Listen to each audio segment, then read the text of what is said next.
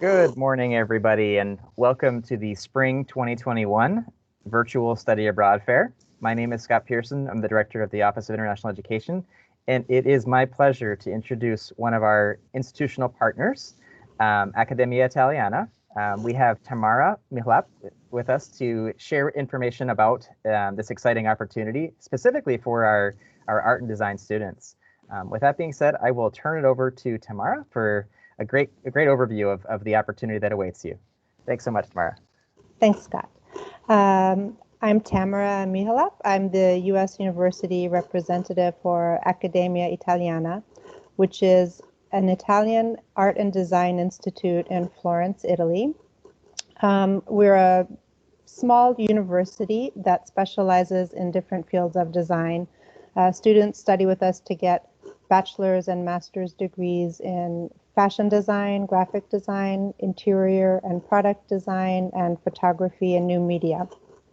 We also offer study abroad courses. Study abroad students can take any of the design classes that are at the right level for them, but they can also take Italian history, art history, and culture classes. We're a small university, about 450 students. So our class sizes are small, and our student body is uniquely very Italian and international. I should say unique for study abroad. For students who are interested in studying in Florence, you'll see that it's full of options, full of American institutes that offer study abroad, but we're different because we don't exist only for study abroad students. So our classes have we're about half Italian, and the other half of students come from over 75 different countries. So, and given our size, that makes it very easy for our American students to interact and make friends from students from all over the world, and also can give them a chance to really immerse in Italian culture and life. If they make friends with our Italian students, they'll have classes with them. They can also choose to live with them, attend events with them. So it makes it more possible for students to get a true study abroad experience in Florence. Also, if you are a design student, you'll have a unique opportunity to really build upon your knowledge of designs and learn specific things about Italian design that you might not learn at your home school. Our professors are professionals in their field, and we have unique links to the design industries in Florence. Students attend workshops given by well-known designers like Roberto Cavalli. Vivian Westwood has given workshops. They attend important industry events, and while they're studying, they're working with actual Italian design companies. Like we had students do a project for kitchen design with one of the leading Italian design companies. For fashion design, our students at the end of the year participate in a fashion show that's attended by well-known people in the design industry. We've had Carla Fendi come, also talent scouts from different design companies like Dolce & Gabbana. And 90% of our students, after they graduate, have jobs in the design fields with big companies like Gucci, Prada, Calvin Klein, IKEA. So studying with us, not only will you have that wonderful study abroad experience, but if you're a design student, you'll have unforgettable and valuable experience. If you're not a design student, you'll still have the chance to learn from other types of experts. We have, for example, our instructor. Oh, I forgot to be playing. While I talk, I'm showing you some images of our school in Florence. For the History of Tuscany class is taught by an Italian count who is directly related to Machiavelli, who he talks about when he talks about the history of Tuscany. And those kinds of classes, students are outside, going around the city, taking pictures, photographs, looking at historical sites. And those are very valuable to help really give you a real impression of what life is like in Florence. It really makes the most of the surroundings. And Florence itself is a very beautiful sort of medium-sized Italian town. Almost all of the buildings are from the Renaissance period, and it's just hard not to fall in love with it. It's so beautiful. It looks like a movie set, really. And it's a small city. Everything is within walking distance, and you'll know your way around Florence, very soon after you arrive. Let's see. For study abroad students, we pick you up at the airport, take you to your apartment. We're still working on housing for COVID. We have some things in line in case study abroad students need to live in private rooms. We would house them in student housing that is follows strict protocols and is also very fun. It's all students. We'll have more information about that later. But the first couple of days, we give an in-depth orientation, show you around, show you how to get around the city, talk to you about your classes. And the tuition includes 2 overnight and 2 day trips. The overnight trips take you to Pompeii, sometimes to Verona. The day trips go around the Tuscany region, to the Chianti region. And those are really sort of special extra things that we offer students where you can learn about a new town in Italy. We'll give you a guided tour. We arrange the transportation and the housing, and you just have to kind of show up and it's like no extra cost for the students. And I know study abroad students want to travel, and Florence is well situated within Italy where you can take a train or a bus and pretty much go anywhere, within a couple of hours. We purposefully don't plan classes for Fridays because our study abroad students, once they're in Europe, we know they want to travel.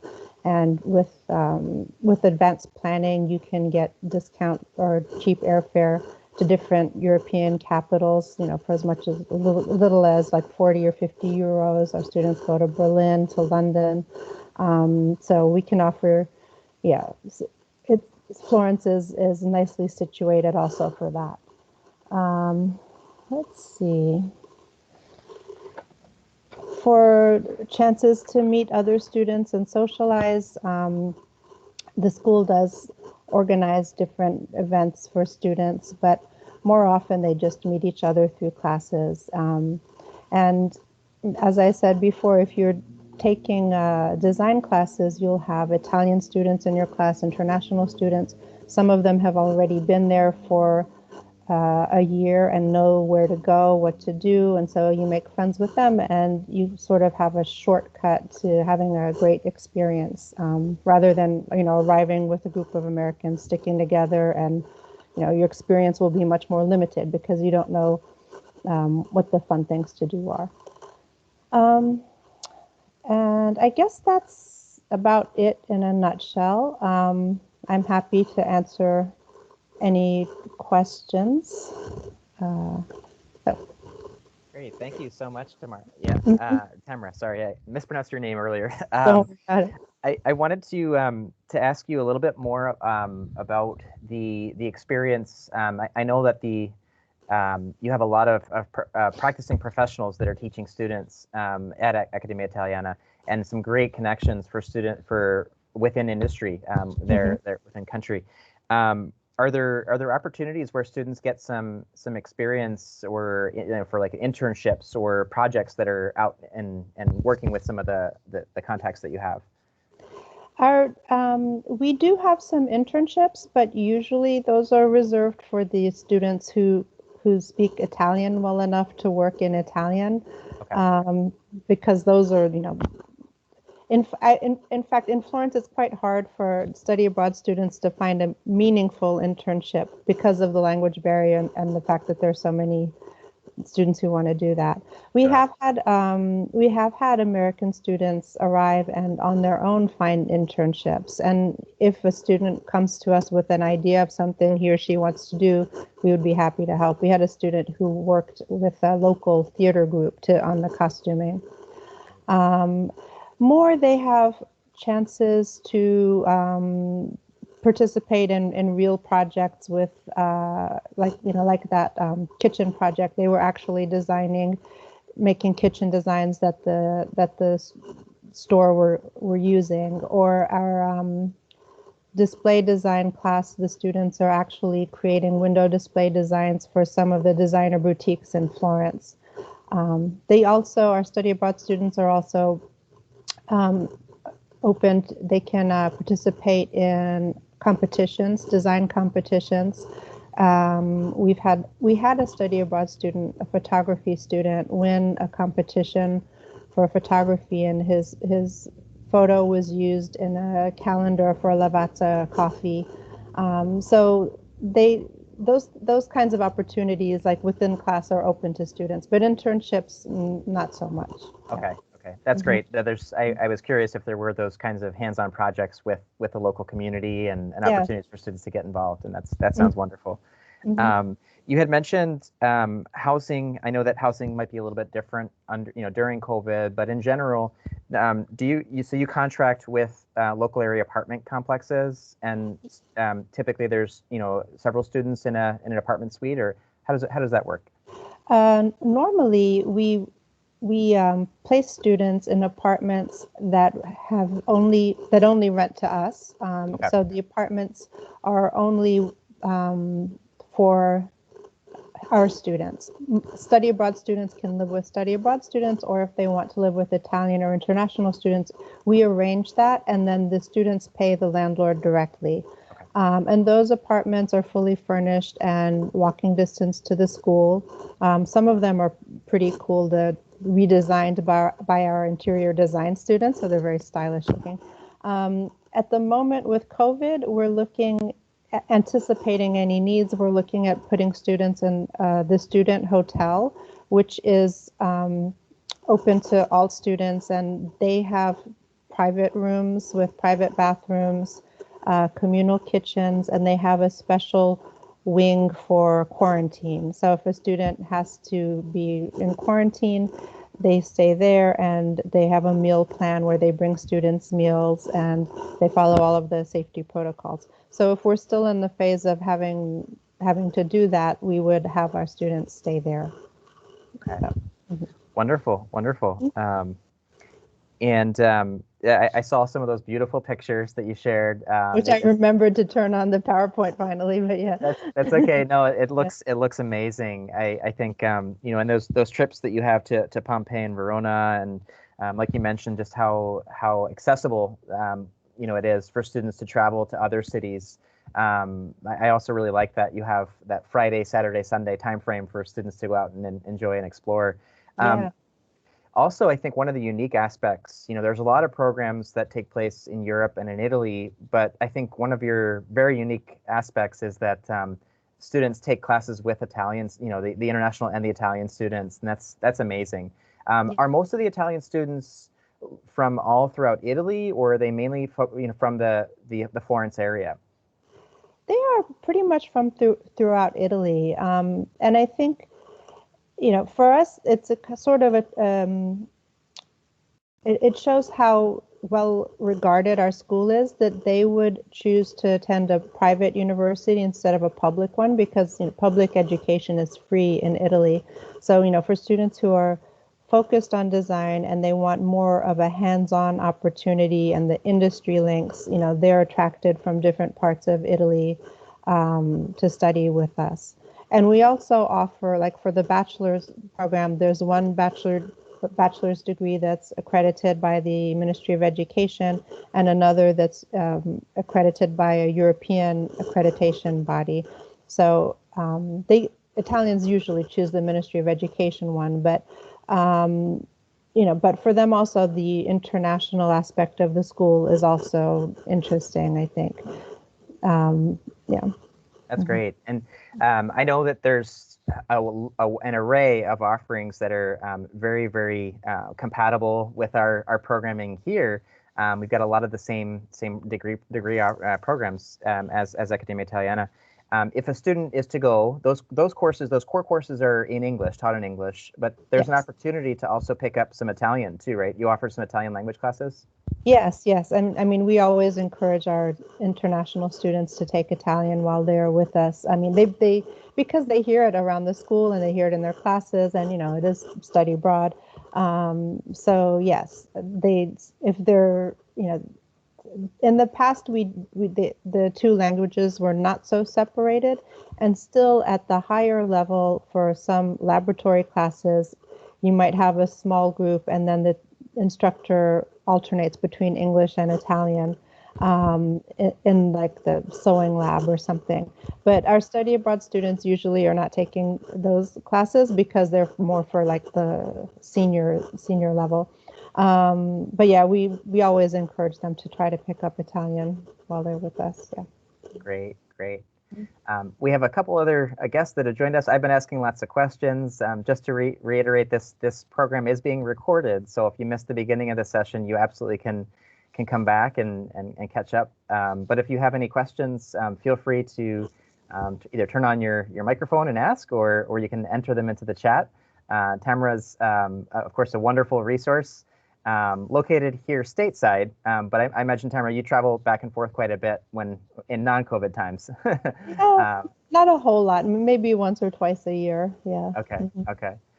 What do you personally like the most about the environment where students learn there at Accademia Italiana and Florence as the setting for learning? What do you think is the most remarkable aspect of that experience? Well, I think that the fact that it's a small school, and so the classes are small and it's very international, and the design approach that seems to be general, for all of our instructors is to, they teach the students the technical skills they need, but really encourage creativity, and like seeing how each student's work is different from another student's, and how the professors are able to encourage each student in his own individual style to develop that style. There's so much creativity. And I think, I studied abroad in Italy, and I wish that I had gone to a school like that where I could learn not just the language and the Italian culture, but something that would really help me develop my creative skills. I mean, so you kind of, it's unique that you can get both. You can really immerse yourself in Italian culture and also really develop your personal creativity. I wish I had done something like that. I think that makes it special. Yeah. Sure. And you had mentioned, for those of you who just joined, the entire class size, or the school size, is 450 students, so it's very, very small. And with that, I imagine that students are developing a pretty nice relationship with the professor. They're getting to know them quite well, and and it's, let's see here. I think we might have a question that came in. Let me see. Yes, great. Okay. We have Madison, who is a freshman at UW-Stout, majoring in fashion retail. It's also known as a retail merchandising major. Does that type of program area of study fit well with the fashion design side at Accademia Italia? Maybe you could talk to that a little bit. Yeah, sure. And we don't have a separate major for merchandising, but because the school really tries to prepare students for good work in the industry, like real jobs, it's kind of a combination of, develop the creativity, but also teach them what they need to know to get jobs as soon as they graduate. So our merchandising study abroad students, they often take the collections class, where you learn about what goes into designing a collection based on the price range, the climate, who you're designing for. So it kind of gives you an overview of how to design a collection according to industry or according to market needs. There's a marketing and trends class that talks about, marketing techniques focused for the design industry, fashion design. They take the display design class, where they go and design window displays in the city for different, sort of upscale boutiques and clothing designers. History of 20th century fashion, also, that gives an overview of the trends and a little bit of that is how to predict trends or spot trends. So those classes are all popular with our merchandising study abroad students, who then also maybe take an art history class or Italian class to kind of round it out. Great, great. Mm-hmm. Great question there, Madison. If you have any other, feel free, you can turn on your microphone or you can continue to enter into the chat. Yeah, thank you so much for answering that. Sure. Madison, are you considering studying abroad in fall of 2021 or looking a little bit beyond and maybe into spring of 2022? I'm not sure when I would want to. Probably like 2022, just because I'm like just starting to look at studying abroad stuff, but yeah, I'm not 100% sure. Right. Excellent. And one of the things that we do as part of the experience working with you is we look at the courses that are offered by Accademia Italiana, and we want to make sure that all of them will transfer back towards degree completion. So we'll work with your program director, and Tamara has detailed information about the learning objectives for each of the classes, so we can make sure that you're going to stay on track. And but we're really excited about this experience for many of the reasons that we discussed in this presentation: the small class sizes, the interaction with professors, the unique setting. You're taught by industry leaders, professionals in the field, and what I really like most is that you're taking classes with students from over 75 different countries, and then also quite a few Italian students. So you really have that in-country experience. It's not a U.S. experience in Italy, it's an Italian experience or a global experience. So, yeah. And another thing I should mention is that the school is in the historic center of Florence, in the Piazza Pitti, which is one of the Renaissance piazzas, and it's in a building that's from the early 1800s, I think, and it has painted ceilings. It's very beautiful. And so the apartments and the school are right in the historic center where that's closed off to traffic. So everything is walking distance, and it's a very beautiful setting. It's where you would want to be studying and living in Florence. Yeah. Perfect. Well, sign me up, Madison. I might have to go with you. If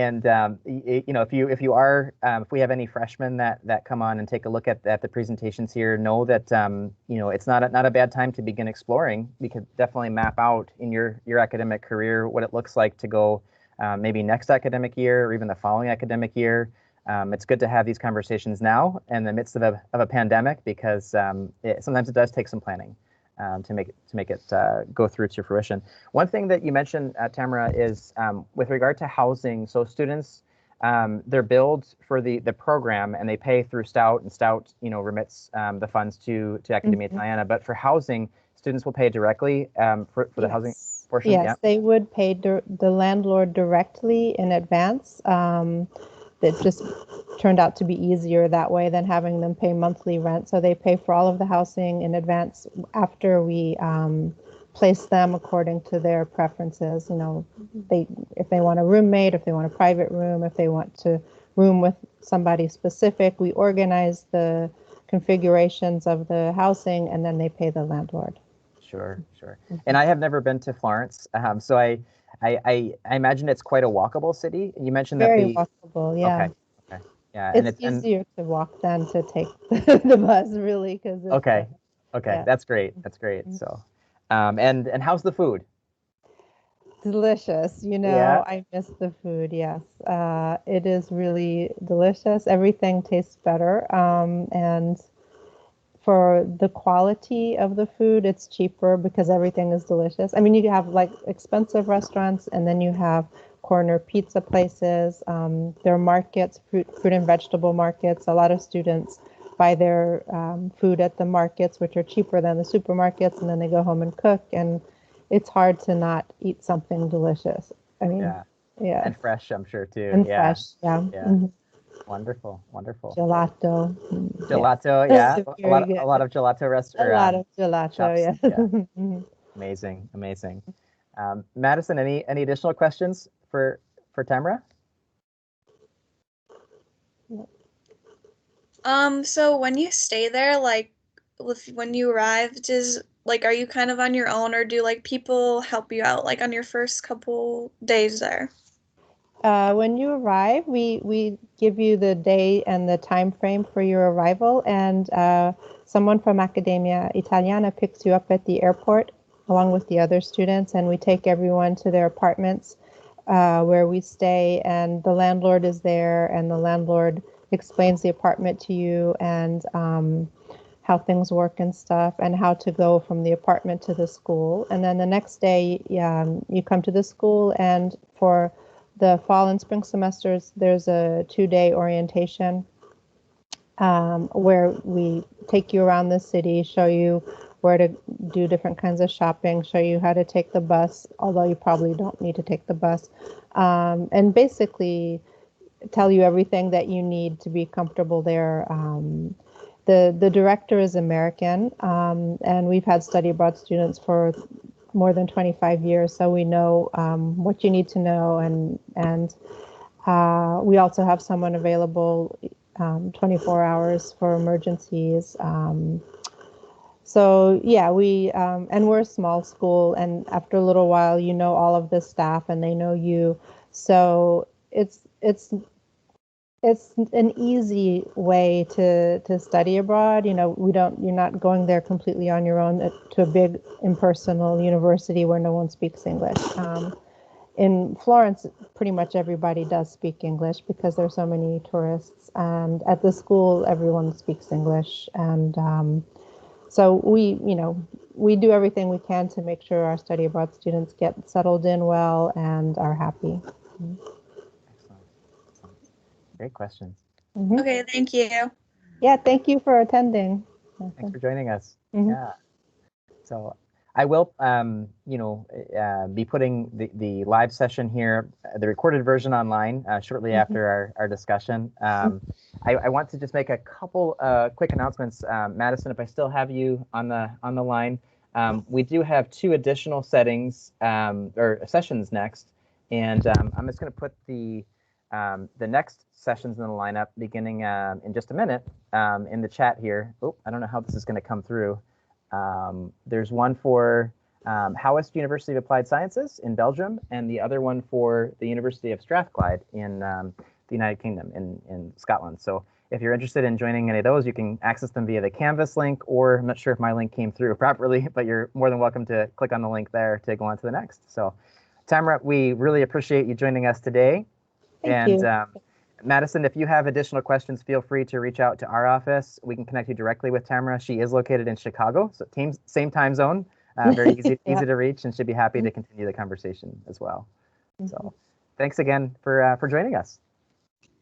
I have one more question. So I wanted to go to the Netherlands ones. I think that one was at 9:30, but I had a class during that time. So are these like all recorded, or is there ways to like reach out to people if we can't make the other meetings? So both. Yep, we're recording all of our sessions, and we're going to be putting them up within minutes after they conclude in that space and in Canvas. And there's also an opportunity for us to get you in touch with the coordinators, the program coordinators at the respective universities. So don't worry that you missed that session. We anticipate that lots of students can't make it due to class scheduling, but everything is going to be available for you. Okay, awesome. Thank you so much. You're welcome. Thanks again for joining us. And thank you, Tamara. Thank you, Scott. Have a great day. Yeah. You too. Take Thanks. care. Bye. Bye-bye. You too.